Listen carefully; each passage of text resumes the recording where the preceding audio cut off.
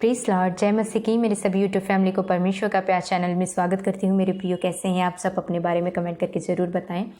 और आप लोगों की प्रार्थना विषय जो है कंटिन्यू चल रही है। आज मैं को कुछ ज़रूरी बातें थी जो आप लोगों के साथ शेयर करने वाली थी मेरे प्रियो, इसलिए मैं आप लोगों के बीच में आई हूँ। मैं परमेश्वर का धन्यवाद करती हूँ कि उन्होंने मुझे सुंदर समय दिया और आप लोगों की दुआ प्रार्थना के जरिए मैं ठीक हूँ परमेश्वर की दया से। प्रभु आप लोगों को ब्लेस करे मेरे प्रियो, जिन्होंने मेरे लिए दुआ प्रार्थना करी है। प्रभु आपको ढेर सारी खुशियाँ दे, ब्लेस करे। और आज जो है मैं ज़रूरी प्रार्थना विषय भी देना चाहती हूँ और कुछ ज़रूरी बातें थी जो आप लोगों के साथ शेयर करना चाहती थी। एक इंस्टाग्राम पे एक ब्रदर ने मुझे प्रार्थना विषय दिया। उनकी मम्मी जी हैं, उनका नाम है जानकी देवी और वो काफ़ी दुष्ट आत्माओं से ग्रसित हैं, काफ़ी पीड़ित हैं और प्रॉब्लम में चल रही हैं और कई बार उनको किसी चीज़ का अटैक आ जा रहा है। तो मेरे प्रियो, अगर आप लोग सुन रहे हैं तो कृपा करके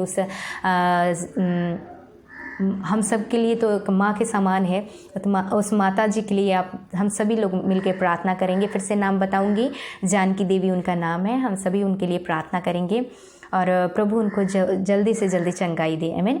और दुष्ट आत्माओं की शक्तियों को प्रभु यीशु मसीह के नाम से डांटे ताकि वो लोग दूर हो जाएं और वो जो भी बहन है वो ठीक हो जाए यीशु मसीह के नाम में।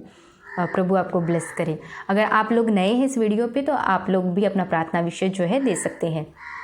थंबनेल में जैसे आप लोगों ने देखा है कि मैंने एक बाबा की फ़ोटो लगाई है जो कि तपस्या में बैठे हुए हैं, निर्वस्त्र, बिना वस्त्र के। उन्होंने कांटों की झाड़ियों को अपना ओढ़ना बनाया है, ओढ़ के वो लेटे हुए हैं, मतलब वो तपस्या में बैठे हैं। कुछ तो मन्नत उन्होंने मानी हो। पर मेरे प्रियो, वो बहुत सारे लोगों के लिए मैं बता दूं कि ये अंधविश्वास है। ऐसे करने से अगर आप सोच रहे हैं कि मैं स्वर्ग में चला जाऊंगा, ऐसा करने से अगर आप लोग सोच रहे हैं कि मेरे जीवन में शांति आ जाएगी, ऐसा करने से अगर आप लोग सोच रहे हैं कि मैं ये सब करने से मैं प्रभु को प्रसन्न कर पाऊंगा, तो ऐसा कुछ भी नहीं है मेरे प्रियो। ये सिर्फ आपके मन का वहम है, ये सिर्फ आपका अंधविश्वास है। ये आज का जो ये ज़रूरी बात थी आप लोगों के लिए भी है, खास करके मसीही लोगों के लिए भी है और दूसरे लोगों के लिए भी ज़रूरी है, क्योंकि बहुत सारे लोग जो है अंधविश्वास में फंसे हुए हैं और अपने जीवन को व्यर्थ ही, बेकार में वो लोग अपनी ज़िंदगी का नाश कर रहे हैं।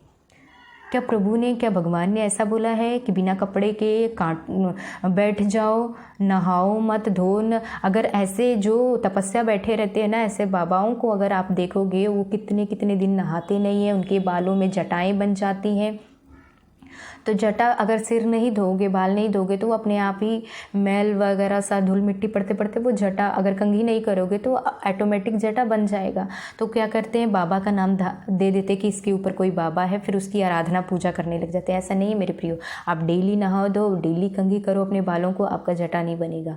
और नाखून को नहीं वो लोग काटते हैं, कितने लंबे लंबे नाखून, उसमें मैल फंसी रहती है, फिर वो बीमारी का कारण बन जाता है। क्या ये सब बिना नहाना नहीं है? तुम्हें नाखून नहीं काटना है और सिर नहीं धोना है, ये सब कुछ गंदगी में बैठे रहोगे तो क्या आपके भगवान खुश हो जाएंगे?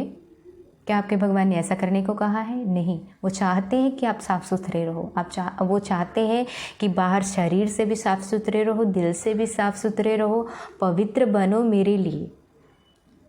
अगर आप चाहते हो कि ये सारा कुछ करके स्वर्ग में चले जाएंगे, ऐसा करने से शांति मिलेगी। आजकल दुनिया में देखा जाए, इंडिया में खास करके हर जगह जगह पे ऐसे ऐसे बाबाएं उठ खड़े हो जा रहे हैं, बोलते हैं कि हम इस मौन व्रत में है, हम पता नहीं कौन सा तपस्या कर रहे हैं। ऐसा करने से अब फिर उसके बाद वो क्या करते हैं, वो गांजा होता है उसको नशे के रूप में लेते रहते हैं।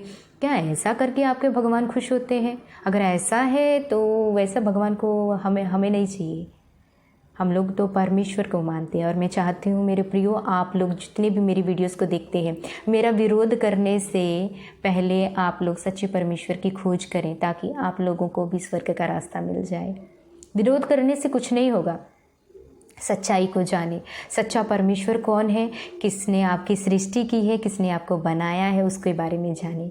सच्चा परमेश्वर हमारा प्रभु यीशु मसीह है, जिसने हमारी सृष्टि की है, जिसने हमें बनाया है। और वो परमेश्वर चाहते हैं कि आप लोग साफ सुथरे होकर पवित्रताई के साथ मेरे करीब आओ, क्योंकि हमारा परमेश्वर पवित्र है। हमारा परमेश्वर ऐसा नहीं है, नहीं बोलते कि तुम लोग नहाओ धो नहीं, नाखून बढ़ाते रहो बाल का ऐसे गंदगी में और नशा जो है नशा का सेवन करते रहो, गांजा पीते रहो और बोलो कि हम लोग भगवान को खुश कर रहे हैं, तो मेरे प्रियो ये अंधविश्वास है। इसमें से बाहर निकल जाओ। असली ज़िंदगी जो परमेश्वर ने आपको जीने के लिए दिया है उसको जियो, प्रभु में रह के। परमेश्वर कहते मार्ग, सत्य और जीवन में है। कुछ लोग स्वर्ग जाने के लिए ये सारी तपस्याएं करती हैं। अगर आप सोच रहे हो कि ऐसा सब कुछ तपस्या करके, ये सब कुछ करके मैं स्वर्ग में चला जाऊंगा, कुछ लोग मन्नत मानते हैं नंगे पाँव चलने का, धाम पे चढ़ने का। अपने शरीर को कष्ट क्यों दे रहे हो? हमारे जीवन को कष्ट क्यों, अपने जीवन को कष्ट क्यों दे रहे हो? हमारा कष्ट, हमारा दुख प्रभु यीशु मसीह ने खुद ले लिया है शरीर पे अपने। हमारा बोझ, हमारी चिंता, सब कुछ यीशु मसीह ने अपने कंधे पे ले लिया है। क्रूस पे चढ़ गए हैं वो, हमें शांति देने के लिए ही तो वो उन्होंने क्रूस पे चढ़ा। हमें मुक्ति देने के लिए तो उन्होंने क्रूस पे चढ़ा। हमारे दुख को उन्होंने अपने ले लिया, तो हम क्यों दुख सह रहे हैं? आजकल बहुत सारे लोग हैं जो अंधविश्वास में सोचते हैं कि नंगे पाँव चलने से, ये बिना नहाए धोए तपस्या करने से, ये सब कुछ करने से शांति जीवन में आएगी। ऐसा शांति नहीं आएगी मेरे प्रियो, और ना ही आप स्वर्ग जा सकते हैं। ये तो आप अपने लिए नरक का रास्ता जोड़ के बैठे हैं। नरक की तरफ आपका कदम बढ़ रहा है।